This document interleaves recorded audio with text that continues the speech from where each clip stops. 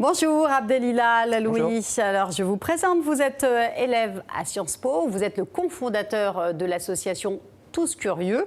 Alors vous avez étudié à Créteil et sociologiquement, rien ne vous prédestinait à pousser les portes de cette prestigieuse école, rue Saint-Guillaume à Paris, dans le très chic arrondissement du 7e.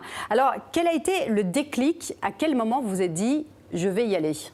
Alors, il faut préciser que j'ai passé le concours de Sciences Po dans le cadre de la Convention éducation prioritaire, qui est une convention mise en place par Sciences Po pour permettre à des élèves issus de quartiers, de zones d'éducation prioritaire d'accéder à cette école.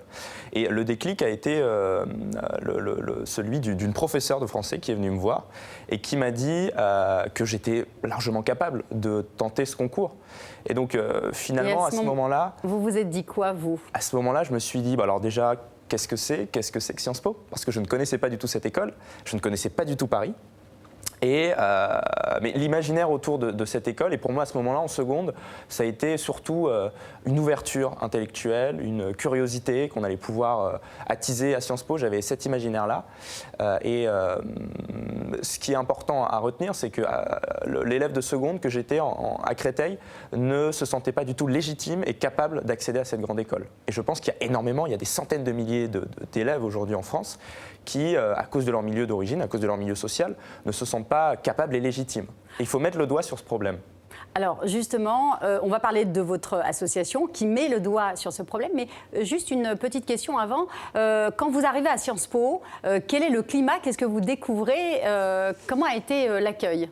Alors, l'accueil a été assez mitigé. On a, je pense, tous les élèves qui passent par la Convention d'éducation prioritaire vivent l'entrée à Sciences Po comme un choc social, forcément, parce qu'on a des amis qui ont un profil social totalement différent de nos anciens camarades. Et on a aussi cette confrontation à de nouveaux codes, à de nouvelles habitudes sociales qui nous paraissent complètement absurde et nouvelle à laquelle on s'habitue au fur et à mesure de l'année.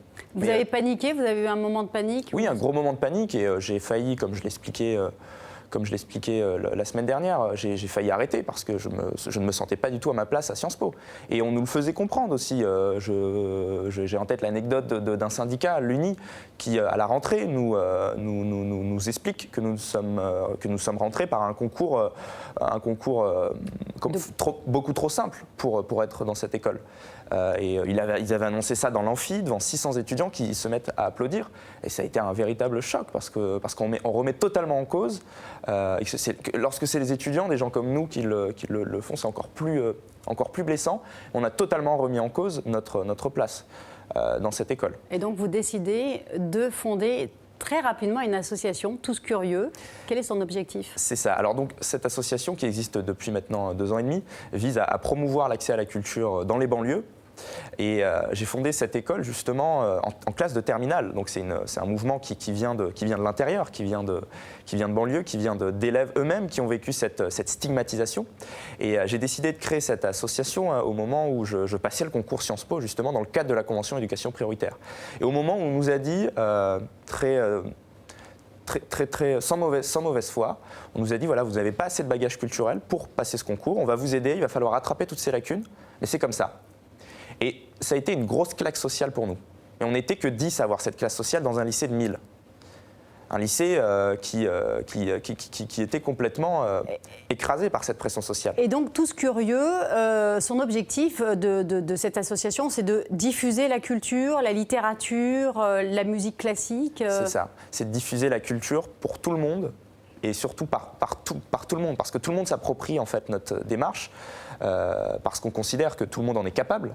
Et l'objectif finalement, concrètement, c'est de permettre aux jeunes comme nous de prendre conscience qu'eux aussi ont accès à toutes ces choses-là. Parce qu'on a beau avoir en France, et on reçoit souvent ce genre de messages et ce genre de critiques, on a beau avoir énormément de dispositifs qui sont mis en place en France pour pouvoir permettre un accès gratuit, simple à la culture. Mais ça reste tout de même cantonné. C'est ça, c'est avant tout, il faut que les gens le comprennent, c'est avant tout un problème social. On peut permettre à des jeunes, à des centaines de milliers de jeunes en France d'avoir accès aux expositions, ce qui est le cas aujourd'hui, d'avoir accès aux expositions gratuitement jusqu'à 18 ans. personne ne s'y rendra parce qu'on aura l'impression que ce n'est pas pour nous. Oui. Et comment vous vous situez, vous, dans le débat de suppression, pas suppression de l'ENA? Quel regard vous portez sur cette controverse? Alors déjà, je pense que cette discussion est une bonne chose. De là, bon, on ne sait pas encore si l'ENA va être supprimé. Ça, pour le moment, c'est une proposition et c'est des fuites. Mais pour le moment, voilà, on ne peut pas, je pense, avoir d'avis tranché sur la question. Mais je pense que c'est une bonne chose que cette discussion ait lieu dans l'espace public. Et surtout, je pense que cette discussion doit avoir lieu au sein de l'élite même. Il faut que les étudiants de l'ENA aient cette discussion entre eux. Parce qu'aujourd'hui, on a un rapport très singulier entre l'ENA et l'État et il faut savoir aujourd'hui si les étudiants de l'ENA qui sont formés, qui seront les décideurs de demain, qui seront des techniciens qui connaîtront parfaitement l'État, il faut savoir si aujourd'hui on veut que ces élèves bénéficient d'une formation très complète ou d'un parcours social qui va les emmener à un poste et qui va leur permettre une carrière élevée, une carrière, des positions sociales. Aujourd'hui, l'ENA, c'est beaucoup toutes ces choses.